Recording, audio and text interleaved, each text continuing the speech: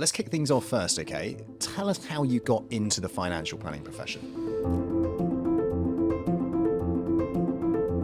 Maybe overcomes your own belief that or worry that people think you're too young, because then you can back up with, actually, I'm chartered, so I know exactly what I'm talking about. Where did that confidence come from? Why did you go from employed to self-employed so early on in your career?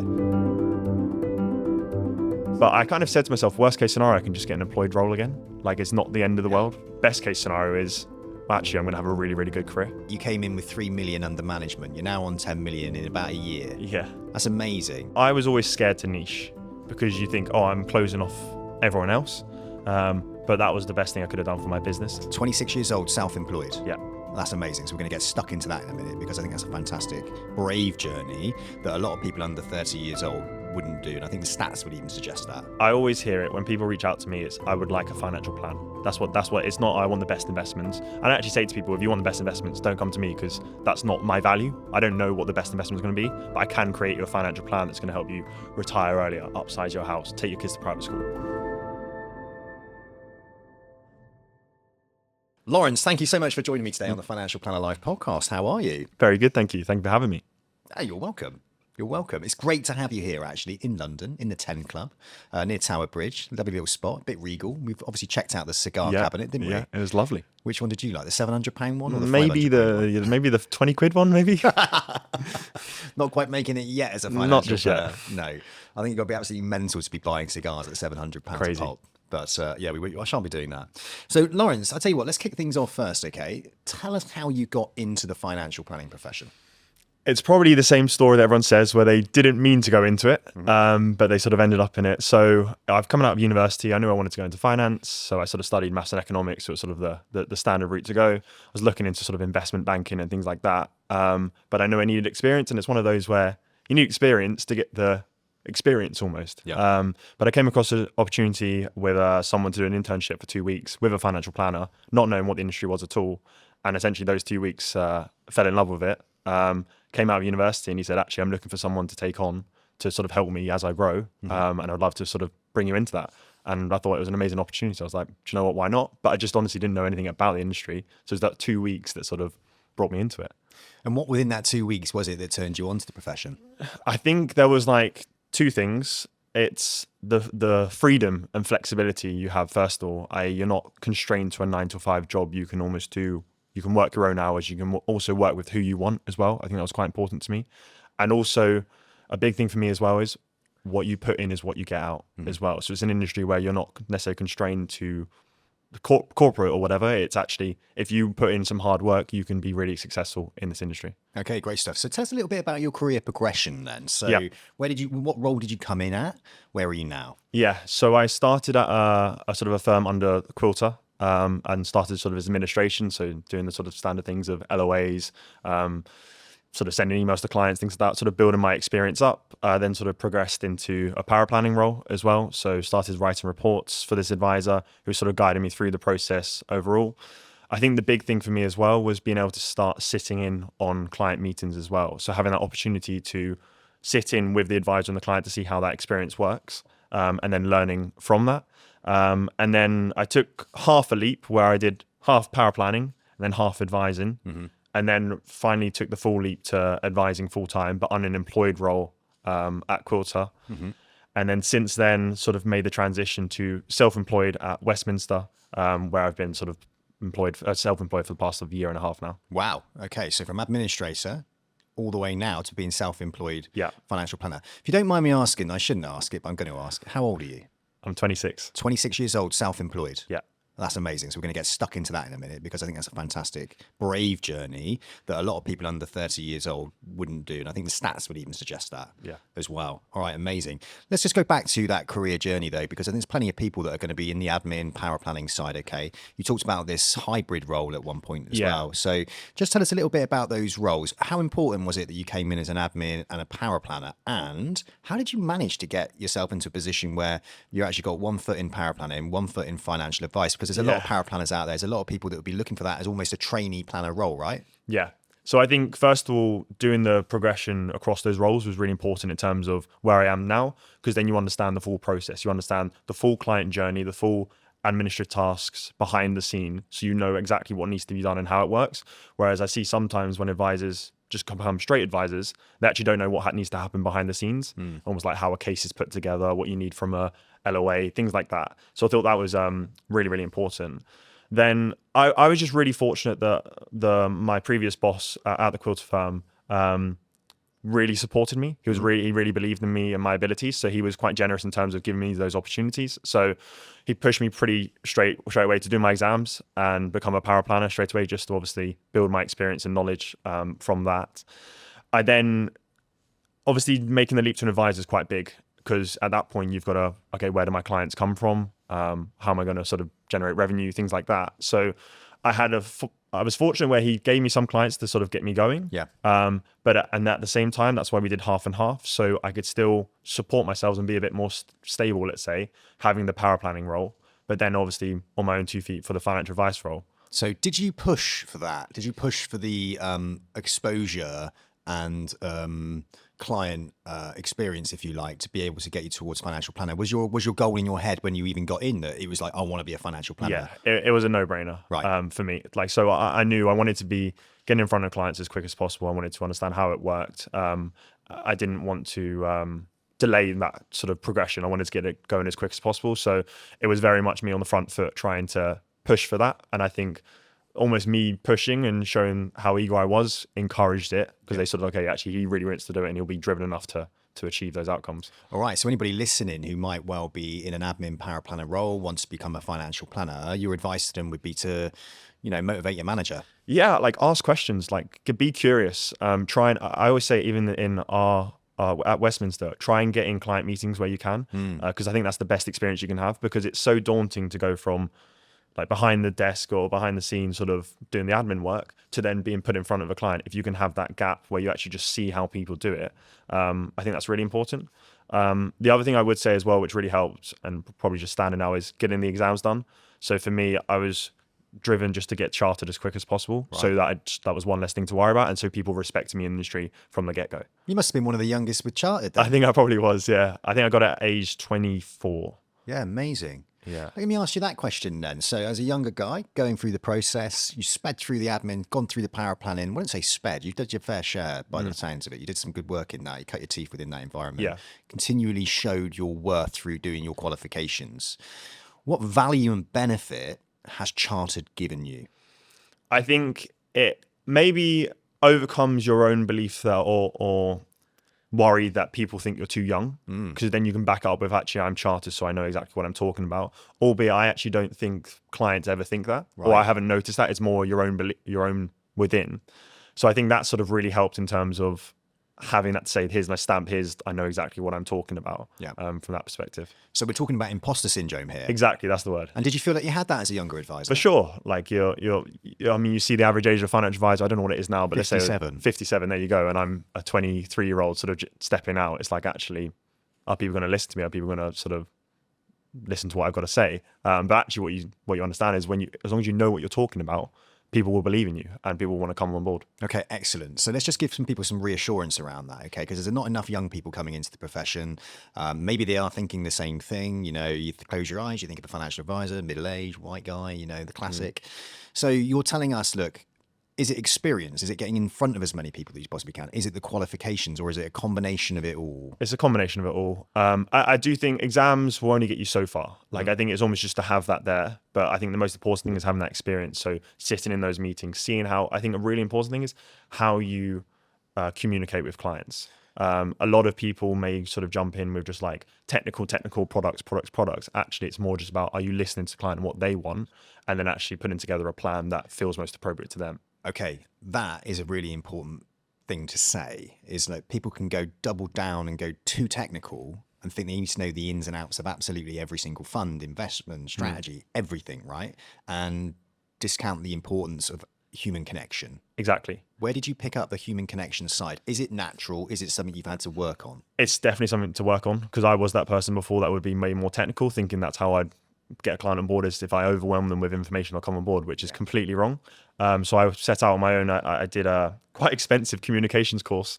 Actually, it was about a sort of year long where you really sort of understand, okay, what does the person ask for, the client asking for? How do you articulate that in the right way, just to make sure that they're happy, you're happy, things like that. So that probably tying in with obviously becoming self-employed, that tied in with me sort of going to the next step in my career, because all of a sudden I started seeing the conversations I was having with clients were so much better, so much more engaging, and a lot more people coming on board because of that. Talk to me about this communications course. You said it's quite expensive. One thing that I always see with people that are super successful is they do invest in themselves, right? Yeah. And they pay for these courses. A lot of us kind of think, oh, I don't want to pay for that because I haven't got the money yet. And big expensive early on in your career feels like a bit of a risk. So let's just talk about that. What communications course was it, and what did it do to transform the way that you are approaching client meetings and winning new client business? Yeah, so it was a course called I think it was 7th level. Basically, just again, like sort of more communications, just making sure you're saying the right things. It cost 10 grand. Did it? Yeah. Wow. Was that face to face online? Or? That was all online actually as well. But you had a lot of exposure. You had one-to-ones, things like that as well. And I think the most important thing as well is you had role plays. Yeah. So so before you're having this conversation with clients, you're role playing with other people to make sure that the conversations come across in the right way. So yeah, for me that was a big thing to do, and it definitely paid off from that perspective, just because the conversation I'm having now is so much better. How did you feel just exchanging that 10,000 quid? Yeah, that was very tough. Yeah. But I knew it's one of those where I want to invest in myself now. Yeah. Like it's all about making sure you can be the best person, best advisor you can be, best person you can, best quality to your clients. Obviously building my own brand, things like that. I want to make sure I'm investing myself in the right way. So that was almost sort of step one. And since then, every investment I've done in myself, I've never really looked back. Really good. You're teaching me something now. I struggle a little bit with that. Yeah. I do struggle a little bit with letting go. Even when it comes to like employing people or having people around me to do the tasks that I don't want to do. Yeah. There's this weirdness that comes over me, almost like an anxiety, and I can't let go, even though I know if I let go, it's going to make my life a million times better. Yeah. Part of that is the financial.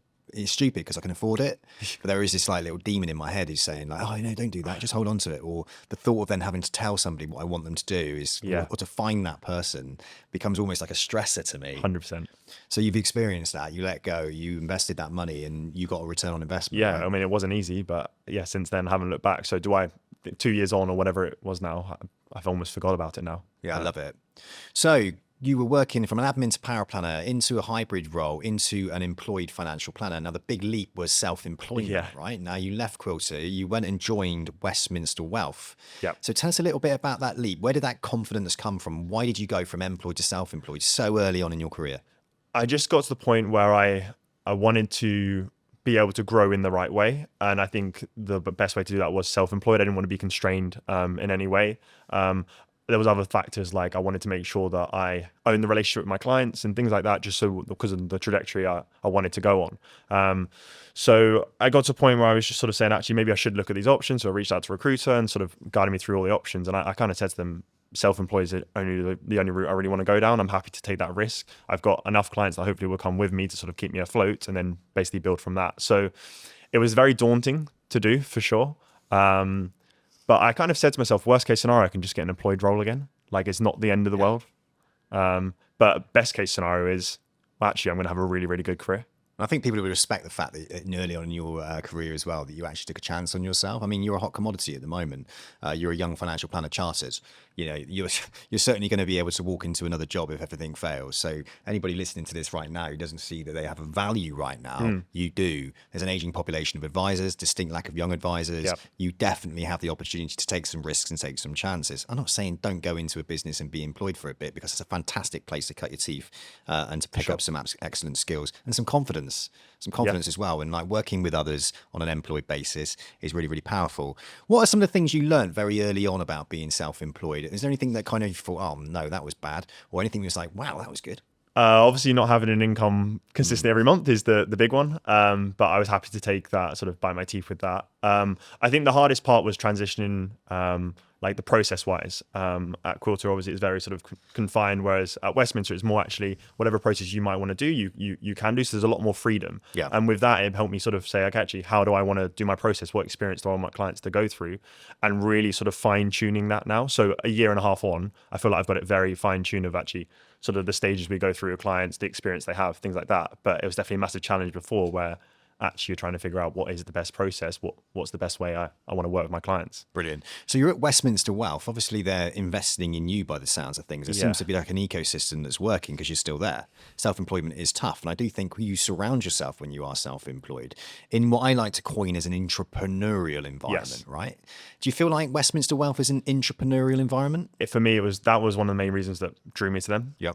So there was two folds to Westminster from this perspective. First of all, they have probably some of the, in my opinion, the best advisors in the country there. Some of the top achieving advisors working with some really good clients. And the fact that I can sit next to them at a desk and really just sort of listen to their conversations, or actually they're all willing to take the time and have conversations, was really, really powerful. Because you can go self-employed, but you can go self-employed on your own.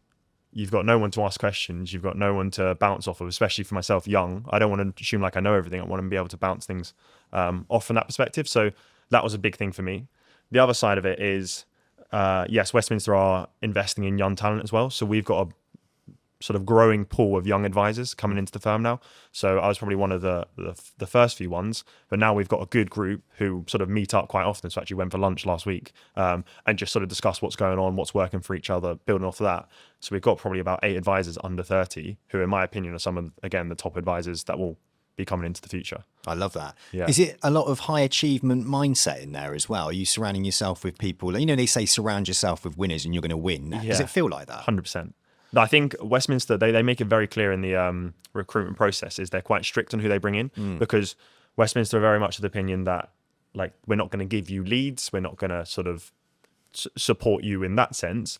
You've got to have a game plan of saying, actually, this is how you achieve it. And Westminster can then support that as such. But it's not sort of going to be a free meal from Westminster. So they're very strict at who they let in, which in turn means that who are let in are normally very, very good quality and normally sort of get going straight away. Yeah, what I love about that, though, is this due diligence on the part of Westminster Wealth. They're not just trying to stack it high and sell it cheap. They're not trying to sell the dream to somebody. Yep. They're actually doing their due diligence in a way for you as a person, so you're not wasting your time, because going self-employed, super duper stressful, and anxiety inducing. You know, it's a completely different world to being employed. So just tell us about some of the things they did with you then. What did they do? Did they help you build a business plan? Did they question your business plan? What were the things that they did that made you reassured that actually you were making the right decision? I hope they tried to put you off. No, that's almost what I'd say they do, is they try and put you off, because like they only want the people that are so driven, because realistically as a self-employed, you need to have a game plan. You need to be driven. It's not going to be easy. So one of the first things we did was we have a business plan. You sit down with 2 of the partners and you say, here's my business plan. What do we need to adjust? How does it look? Things like that. Which was the main thing. So I came in from the angle, and I'm sure we'll touch in a bit, from the LinkedIn side of things, and saying, actually, this is my angle. This is who I'm looking to work with. This is how it'll work, and building off of that.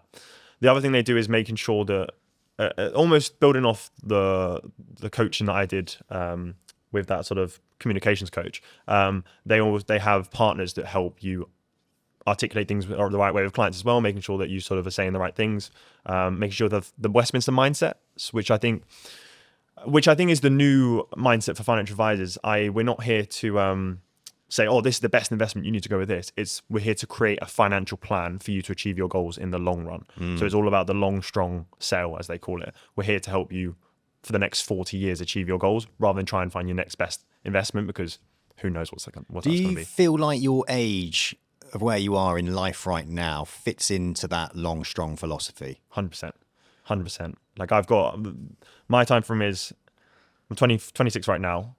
Let's say I retire at age 60. I don't know what it'll be.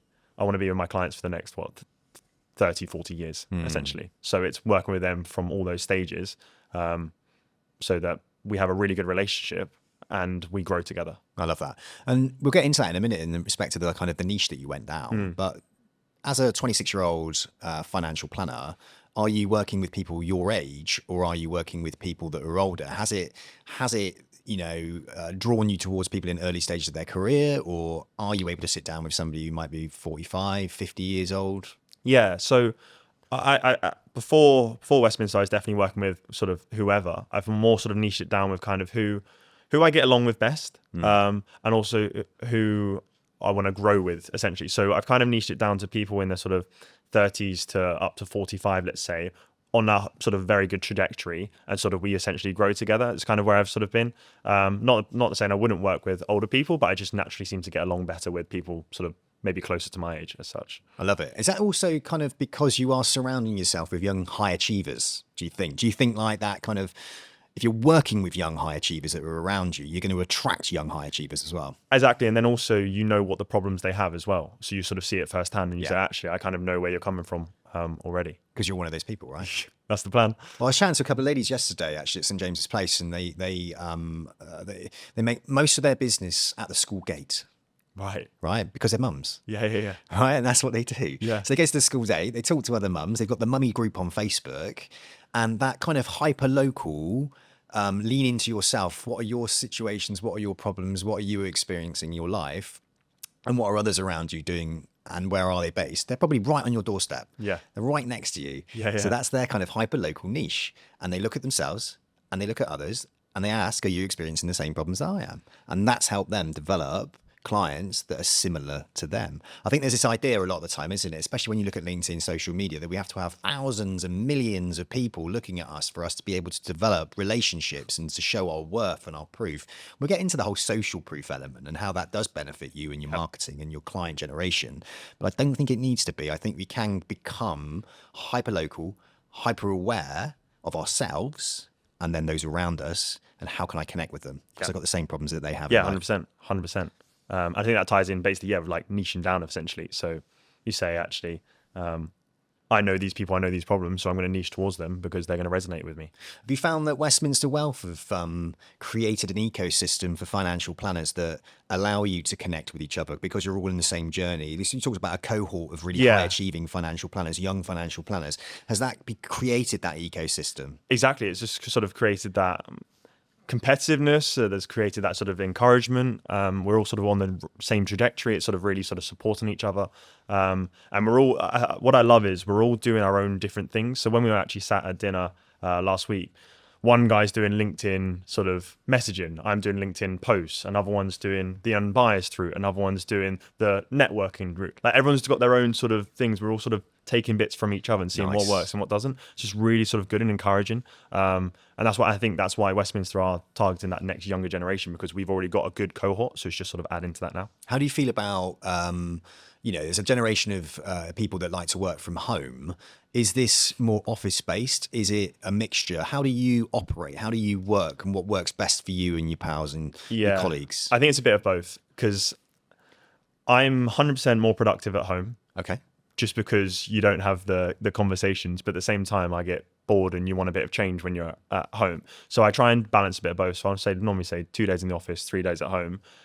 When you're in the office, it's sort of not networking, but talking with your colleagues, bouncing off ideas, sort of building on that. And then when you go back home, it's sort of, okay, getting your head down, having those client meetings, doing all the administration, things like that. So I think it's finding the balance between the two of them. I'm not of the mindset that I need to be in the office every day, because I just don't think I'd be as productive as working from home. But I'm also not work from every day at home, because there's almost no point. I may as well just be self-employed on my own at that point. Yeah. There's a benefit to being able to go into, again, this ecosystem, this community of people where you can learn from. Yeah. It's like emotionally plugging in, educationally plugging in, it's social plugging in. Yeah. You need it as a human being. 100%. And I think that's where, when you look at self-employment and you're working out your back bedroom, you could be working for a network, like you say, or even going directly authorized. One of the massive value adds of being part of a business such as Westminster Wealth is you are plugging into some experts, and you can come in and you can go out. But it's nice to know that the culture isn't, you've got to be in the office 100%. Because I'm with you, man. I love that ability to work from home. But when I need that social recharge, when I need to connect with people, I want to go into the office. Most of the best work that I do is when I'm not around other people, because I get distracted. I get really distracted easily, right? And I need to almost kind of like have my flow and my journey, and I can sit at the desk when I want. I can go for a run when I want. I need that flexibility. So I think flexible working for me is just the way it should be. 100%. But, for everybody it's different. But ecosystems allow and create. If they're not rigid, then you're only going to attract people who work the best way that they can, but also have the flexibility and the freedom to try those different things, right? Yeah, exactly. That's the key thing. Try. And I think now at the stage of your working life as well, I wish I had the opportunity to try the working from home more, because when I was younger, it was like, what are you doing working at home? You're obviously just watching like This Morning or going out on the piss or something like that, Love it. Okay, so we talked about niching. We talked about that. Now, you yourself have niched down, haven't you? Yes. All right. Tell us about the niche that you're working in and why. Yeah, so I've niched with working with sort of top earning lawyers at US and Magic Circle firms. It kind of spawned from, first of all, my girlfriend. She's a lawyer herself, so I've seen day to day exactly the problem she's going through. I really understand what's going on and also the journey they go on. So I understand start as associates, work up to obviously senior associate, maybe counsel, and then employed partner, equity partner. So I really understand the journey now and the problems they're going through. Also, they're at a stage where they're doing very well in their careers, but they just don't have a lot of time. So they actually need someone to come in and say, hey, what do I need to do with my finances? I've got a lot of money here, but what do I actually do with it? So I just found that there was that gap in that market. And I just thought, actually, with the experience I've got from my girlfriend, I sort of really understand that situation. So what are some of the challenges? Let's go down. Hopefully some legal professionals might be listening to this. They're aware of who you are. Yeah. What are some of the challenges that they are facing within their own careers and their journey? In careers or finances? Both. I mean, obviously, career side, it's because I see it firsthand, it's the hours that they have to work. Right. It's just ridiculous. So you'll start work maybe at 9 o'clock, but you might finish work at 12 o'clock, that best case scenario.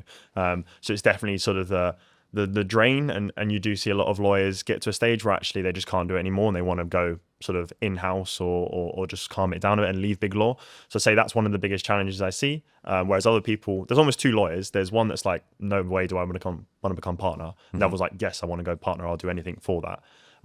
So almost like then fitting that with the financial plan is actually, well, whichever person you are, or if you don't know yet, we can plan for either side of it. Right. So actually give them a clear plan of actually, if you wanted to step away from big law, this is how it might look. Whereas if you wanted to keep going, this is how it would look as well. And what are some of the financial blind spots that they might have in their lives right now? So obviously just because they are time poor, normally just things haven't been looked at all. So the number one thing I always see is they've got too much money in cash. So what happens is they've got their paycheck coming in. They just don't have time to do anything with it. They might do a cash ISA here and there. The rest of it's just in a bank account. And actually, as we kind of know, money's in the bank account, not doing much. They need to get it working harder, especially with inflation where it's been. So number one thing is always getting their cash to work a bit harder. I'd say the other thing as well is the earnings trajectory they'll go on. Obviously, they're going to be paying a lot of tax. So actually being a bit smart about how you actually can plan for that, especially things like if you know what trajectory you're going to go on.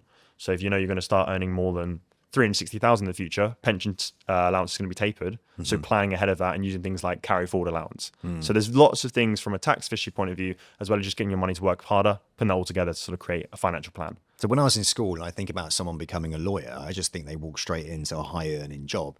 What does it look like then? Because I assume at the age you're at, you're talking to people that might well be coming fresh out of university, straight into their first lawyer position or legal position.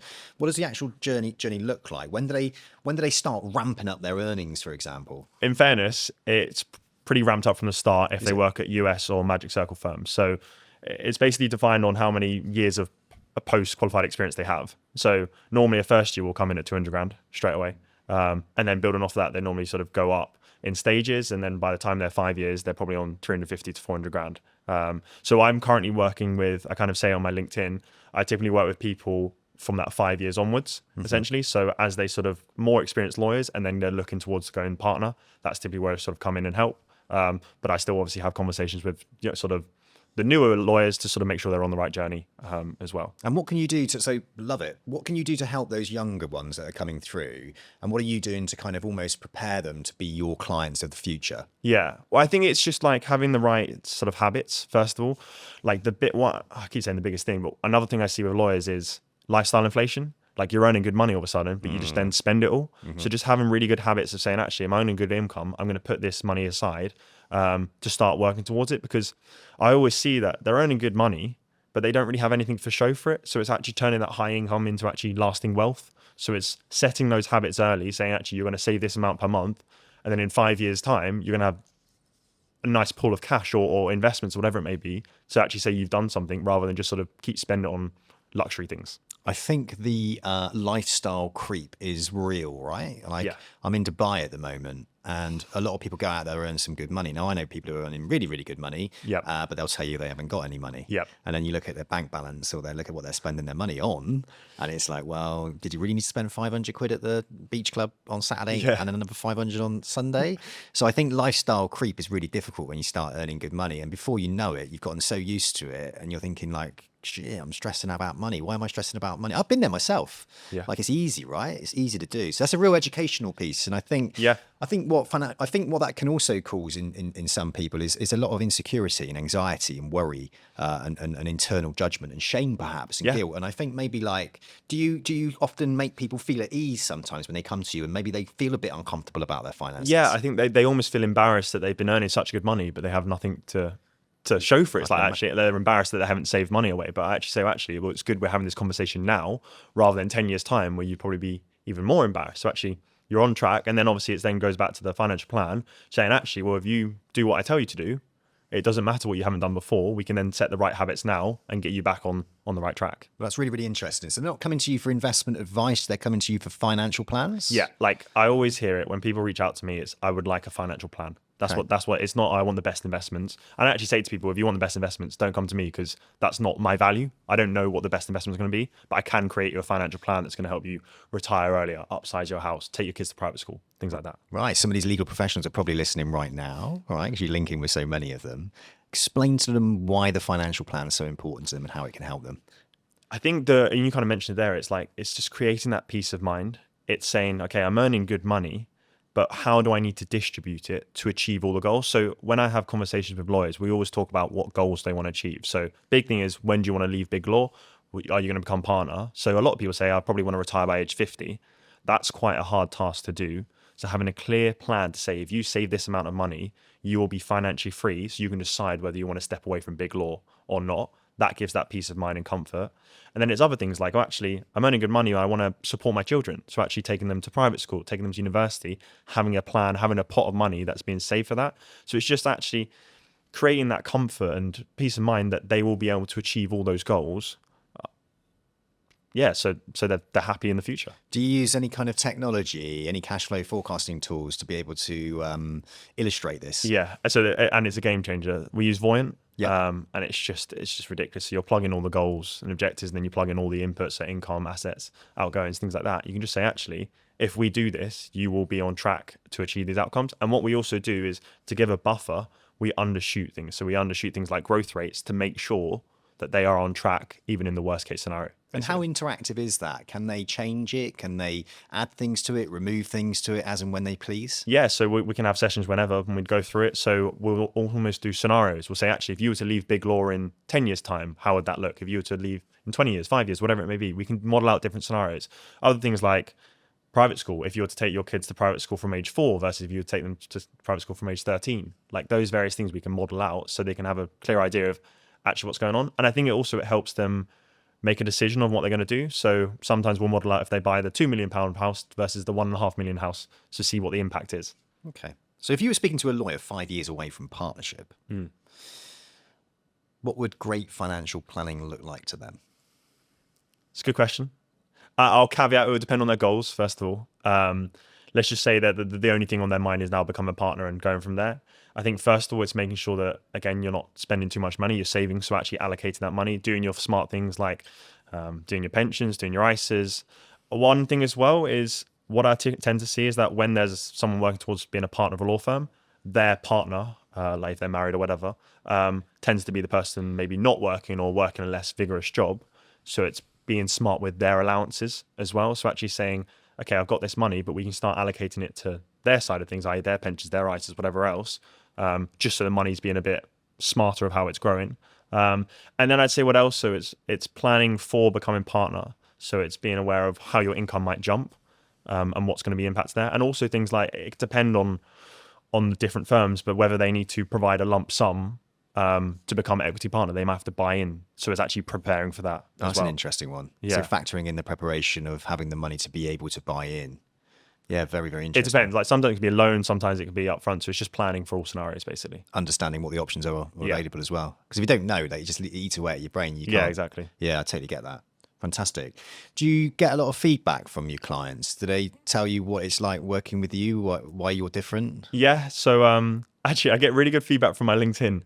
They always say that actually your posts I really resonate with, which is actually saying, and then obviously the whole idea is that the post then should link directly to the process. So then I actually say, yeah, the process tied in exactly what you said in your post. And I really feel like much more confident. So I have had really good feedback. Obviously, we use things like Vouch For, where you get a survey back from them and there's normally good feedback there. And what I try and do as well is I try and go with normally like a breakfast with my clients as well, just to get some good feedback and also just to see, is there any way I can improve as well? Because I just want to make sure I offer the best service possible. You told me that you came in with 3 million under management. You're now on 10 million in about a year. Yeah. That's amazing. So tell us a little bit about what niching down has done for you in respect of developing business. But most importantly, there's a lot of people out there struggling with how to win business. Is there anything that you do or have done, what you feel that you can educate our listeners right now into ways that they can go out and actually generate clients themselves? And maybe some of these legal professionals as well. Yeah. Right? Yeah. I think I was always scared to niche because you think, oh, I'm closing off everyone else. But that was the best thing I could have done for my business, is actually saying these are solely the people I work with. Because when you sell to everyone, you almost sell to, or provide service to everyone, you provide a service to no one. Whereas actually when you're specific, people really resonate with that. So that's been a game changer for my business. Anyways, in terms of how I actually went from 3 to 10 million, it's just been LinkedIn. That's fundamentally got me there. So it's been consistent day in, day out in terms of posting really relevant content, connecting with the right people, understanding their problems, and having the right conversations from the get-go. What I will say is that it didn't just happen overnight. I've been posting for near enough 1.5 to 2 years now on LinkedIn, and probably have only seen the real benefits a year ago. So it just takes time, as you know, being consistent, doing the right thing, improving every day, and starting to get somewhere. And that's kind of what happened for me. So someone might be thinking about doing that right now and they want to get to the level that you've got to. What can we do to help speed them up? What are some of the mistakes and the problems or the misconceptions that you had to change your trajectory to move into an area that all of a sudden hyper-focused you on the right type of client or the right things to do? I think for me, it's having just the confidence and overcoming that first fear of posting. Right, you're sort of so worried about what people are going to say, what people are going to think, and you've just got to overcome that. So for me, I was really worried about posting, especially putting my face like out there, putting cringe videos out there, whatever you want to call it. Yeah. But you've just got to overcome that, because people that are your friends will support you and they'll encourage it fundamentally. Yeah. So for me, it was just actually overcoming that first hurdle of actually doing it, and then it's just like, I don't think there's a way you can shortcut it fundamentally, because I think it is just consistency. I think the best thing you can do is really understand the problems with your niche and really drive home to that. And again, probably back to the first conversation we had of not talking products, talking problems and specific, like what they want out of it. Yeah. Really sort of today's pain points, really talking to those pain points. I think that's probably the key thing. I don't think there's if I was to look back, maybe I could have been better at posting, like as in like better quality and more consistent. But I don't think I would have. I think that might have been taken 6 months rather than a year. But you still just got to be consistent every day with it to get the same sort of outcomes. So when we say consistent, are you posting every single day? So I started off doing 3 times a week because I wanted to do something that I could sustain. I've now sort of ramped it up to sort of 4 or 5 times a week. And that's where I've started seeing the real progress. If I could do it more, I would, but I just don't have the time to do so. I think obviously AI's come in and helped in terms of getting the content, getting ideas for the content and things like that. That's made it much easier. So I think this day and age, it's much, much easier to do a decent amount of content and good quality rather than sort of a couple of years ago. Just got to be so careful with AI, because I see so many people posting and I find like, oh my God, like that is written by AI and it's the giveaway dashes that are in it. It's the dashes, and it's, seasoned financial advisor and all these typical words. I always say to my ChatGPT, like, you are a ChatGPT investigator with 10 years experience. Right. Your job is to make sure that this post categorically does not look like it's been written by ChatGPT. And I'm always like, tell it in a Sam Oakes storytelling style in this approach. And if I like a certain type of person's personality, I'll make sure that, Sam Harris, for example, would be the personality type, and I want well-being running through it. So I get quite kind of granular with how I want it to actually be, and then keep it in a project as well. Do you use projects? I've created my own ChatGPT, if that's what you mean. So you've got your own ChatGPT, but then you can actually build out projects on ChatGPT as well. So as you start to put everything into your project, you can go back to, so it's like, I don't know, like social post project. And within that, you might have subcategories, but every time you put the same thing into that project, it's always kind of learning off the same project. And you can keep things all in one place. So that becomes really handy. I use that also with presentations. If I built a presentation and I go in and present something and the CEO loved it, then I'll say, right, that worked.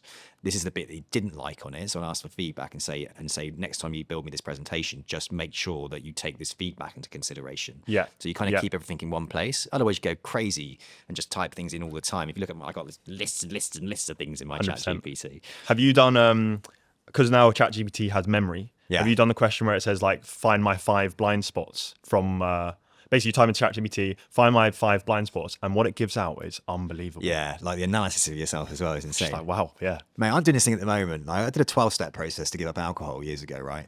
And I moved away from doing a 12-step process. And it was fundamentally like a design for living. And it was amazing. Like, it made me really, really happy because I focused then on higher frequency stuff like forgiveness and working on fears and resentments and kindness and compassion, just all this stuff that makes you feel good, right? Yeah. Gratitude and everything. And I moved away from it. Anyway, I went back into ChatGPT recently because I was going a bit off track and I realized like I was focusing my attention on things that don't add value to my life. Sure. And I was thinking, maybe that's why I'm unhappy or a little bit unhappy. So anyway, long story short, went into ChatGPT. I understand the fundamentals of the 12 steps. So I taught my ChatGPT to be a 12-step sponsor. And then I started putting all my resentments and all my fears in it. And as I'm going through, I'm teaching it to challenge me on my thinking. So as I'm doing it and I'm talking into it, instead of typing. Yeah. So now it's building this whole list of all like these kind of fears and resentments and things that I hold and harms that I might have caused myself or others. And what I'm going to do at the end of that is ask for patterns. So have you identified patterns within it? Yeah. And then what I'm also asking for it, because I love CBT, asking it for then come back to me with ways that from a cognitive behavioral therapy perspective that it can kind of get me out of specific sticky situations or patterns that I've experienced. That's really cool. Blows my mind. Yeah, right? it's crazy. It's so good. And then you think to yourself, is that going to work the same way? But it did. Yeah. It's like it's freed things up. Like I feel like rocks coming out of my backpack and I feel a lot lighter. It's amazing. So I think like then you take that, put it into a project and then say, this is me. Like, this is who I am. Now write content for me that reflects how I am. Yeah. And that's the way we've got to kind of use it, that personalization. 100%. Excellent stuff. So 3 to 10 million, right? Okay. So LinkedIn is the thing that got you there, helped you get there. Yep. Yeah. Okay. I like that. Anything around, and that's purely organic? Yes. Yeah. So Any paid stuff or not? Have you done any paid advertising? no. I've kind of, the only thing I pay for is Sales Navigator, so you can sort of specifically target who you want to go for. But I've gone down the route. I've done the unbiased. I've done the other paid leads, things like that. But what I've noticed is the best way to get new clients is build a personal brand, have people resonate with you, and they reach out to you. Because actually, what I wanted to avoid in this industry is I didn't want to have to cold call. Yeah. I said I do not want to cold call. I want people to reach out to me rather than I have to reach out to them. And I was like, how do I do that? And it fundamentally, as we kind of all know, it's building a personal brand these days. Yeah. So that's just kind of what's happened. And then also from that, because you're posting content, thousands of people seeing it rather than you calling one person, it's just like a different numbers game. Mate, social proof. Yeah. It's huge. And it's again, like if you're picking the right people that you're connecting with, not financial advisors, for example. So the amount of financial advisors that I know that just connect with financial advisors on LinkedIn and then wonder why they're not actually winning any clients.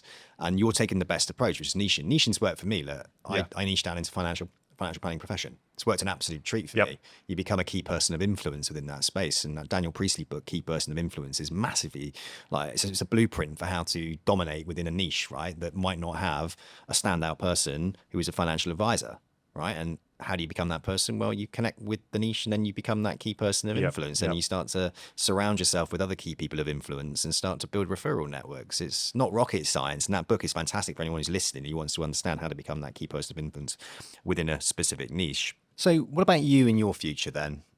So 26 years old, chartered. I mean, honestly, mate, I'm really super duper impressed. And I'm talking to you, and the third time I think I've had a good conversation with you. And the more I talk to you, the more impressed I am with how you come across. I can only see good things for you in your future, mate, anyway. But what does it look like to you? So I love the fact you're brave, you've been going self-employed, but where does that go? What's next for you? What is next for me? It's a good question, actually. and I don't know. I do like the idea of just keep growing the personal brand and I think staying within the niche. So maybe just keep growing within that niche. So I'm at the stage now where I'm growing in the right way, and it's whether I now start bringing on people to help me grow even further. So that's something I'm definitely looking at. And just taking on, one big thing for me is I like work-life balance, right? So I'm not here to say that I want to be the biggest financial advisor ever with the biggest law clients ever. I actually just want to be working with some people, really, really nice people that I'm going to grow with. Like what's really important for me is who I work with. Yep. Because you're working with them day in, day out. So you want to enjoy that. So for me, I think it's, if I was to say in 5 years' time, I'd want to be obviously growing in the right way, only working with the people that I enjoy working with, and having a really, really nice work-life balance, so still enjoying other things. So I like to do a lot of sport. I like to do a lot of traveling. So I think, again, finding that balance fundamentally. Do you think you can incorporate that into the work arena as well and find that balance? Do you think like your sport, your connection, the work-life balance, travel, are these all things that you can do within financial planning? Does that seem realistic to you? 100%. Again, you've got to make sure everything's fine-tuned. Like you want to make sure, because the most time-consuming is things like suitability reports and the admin and the things that the clients don't actually sort of necessarily care about that much. That's the most time-consuming. So I think, especially with the idea of AI coming in and things like that, I definitely see it as a massive opportunity. But again, obviously, with the main focus that clients are the first point of call for me. But the fact that I will have that balance, I think it's 100% achievable in this industry, and that's why I was drawn to it in the first place. Love it. Saturn, I've just had in. Oh, yeah. Rohit. Like, if you guys aren't working with Saturn, I know Hoxton Wealth, you've been working with them, you know, and I've known Rohit since he started. I mean, the time they are saving financial planners is insane. And I think you coming in at such an exciting time where it's only going to free you up to be able to live the life that you want to live and work in the way that you want to do, which is a deeper, more meaningful connection with the clients that you serve, and to be able to give you that freedom and space to be able to live the life that you want to live. 100%. So I think that's really, really important that you raise that. AI is a big deal. And I think that's another exciting opportunity for anybody that's coming into the profession, that it's going to make you more human without a shadow of a doubt. It's not going to take your job. It's going to allow you to be better at building deeper, meaningful connections. And I love that's what I love about AI. You know, I haven't got this fear of like robots taking over the world. I've got this like, I don't know, this idea that we're all going to be more connected and enjoying things like this more, face-to-face contact and events, and like being more there for each other. You know, I think that's a really beautiful thing. So anybody listening to this right now, financial planner, you know, they're inspired by your journey. What would be the biggest piece of advice that you would give them right now? I think it's just like, get your exams done. That's like a no-brainer. Just be curious. So I'd say I do get people reach out to me that are in the industry, just want some like advice. So I'd say reach out to me or other people in the profession just for some guidance, to say, actually, this is where I'm at right now. What's the best route for me next?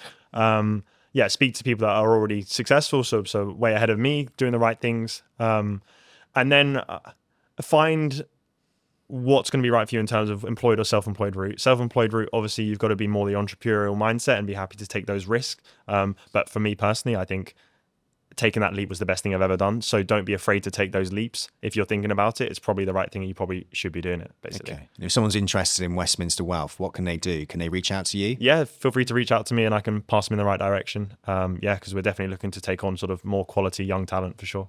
Brilliant. Well, listen, Lawrence, absolute pleasure talking to you. I think you're a stand-up bloke and you're a shining prime example of what you can do very early on in a career, and should really be an inspiration to any person coming into financial planning, regardless of age, I think. Appreciate it. Thanks for having me on. Nice one.